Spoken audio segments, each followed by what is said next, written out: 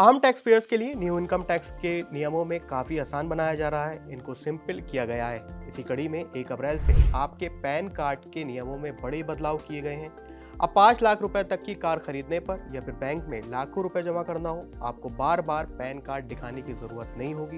यानी इसके कंपनसेशन को, इसकी जरूरत को बेहद कम कर दिया गया है। ये नियम केंद्र सरकार ने इनकम टैक्स एक्ट 2026 के ड्राफ्ट में आम आदमी को बड़ी राहत के तौर पर पेश किए हैं। अब इनको एक एक डिटेल करके समझते हैं। सबसे पहला और सबसे अहम बदलाव बैंक ट्रांजैक्शन के नियमों को लेकर है।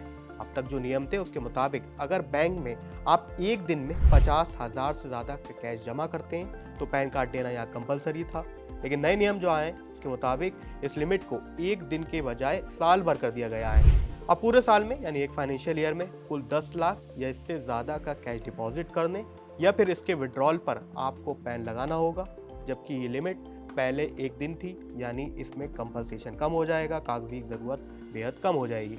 इससे होगा कि छोटे व्यापारियों के लिए बहुत बड़ी खुशखबरी है, उन्हें रोज के कंपनसेशन से बचाव मिल सकेगा। दूसरा अहम बदलाव है वो गाड़ी खरीदने वालों के लिए किया गया है। पहले कोई भी 4 पहिया वाहन खरीदने पर पैन कार्ड देना ही पड़ता था, लेकिन अब सरकार ने इस लिमिट को 5 लाख रुपए तक बढ़ा दिया है। यानी अगर आप 5 लाख से कम की कोई गाड़ी खरीदते हैं तो पैन कार्ड नहीं मांगा जाएगा। ये कंपनसेशन खत्म कर दिया गया है। अब गाड़ी और डिपॉजिट के बाद आती है प्रॉपर्टी की। इसमें भी नियमों में काफी ढील दी गई है। अब 20 लाख से ज्यादा की इमूवेबल प्रॉपर्टी के लेन देन पर ही पैन को कंपलसरी किया गया है, जबकि पहले ये लिमिट केवल 10 लाख रुपए तक थी। हालांकि इंश्योरेंस सेक्टर में सरकार थोड़ी सख्त हुई है। अब किसी भी इंश्योरेंस कंपनी के साथ अगर आप नया रिश्ता जोड़ते हैं यानी पॉलिसी खरीदते हैं तो पैन कंपलसरी हो जाएगा। ये नियम इसलिए लाया गया है ताकि सिस्टम में ट्रांसपेरेंसी बनी रहे। इसके अलावा अगर आप किसी आलीशान होटल में खाना खाते हैं या कोई बड़ा इवेंट होस्ट करते हैं तो पहले पैन के लिए ये लिमिट 50,000 रुपए थी, लेकिन अब इसे बढ़ाकर लगभग डबल कर दिया गया है।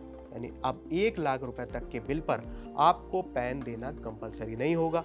इससे कागजी कार्रवाई कम होगी, बिजनेस करना आसान होगा। तो कुल मिलाकर ये नियम ईज ऑफ डूइंग बिजनेस के तौर पर पेश किए गए हैं ताकि आसानी से कोई भी व्यापारी बिना कागजी कार्रवाई, बिना पैन के झंझट से अपनी रोजमर्रा की कार्रवाई कर सके, अपना बिजनेस कर सके, ताकि ये नियम बेहद आसान बन सके। तो पैन कार्ड के इन नए नियमों पर आपकी क्या राय है, हमें कमेंट सेक्शन में जरूर लिखें।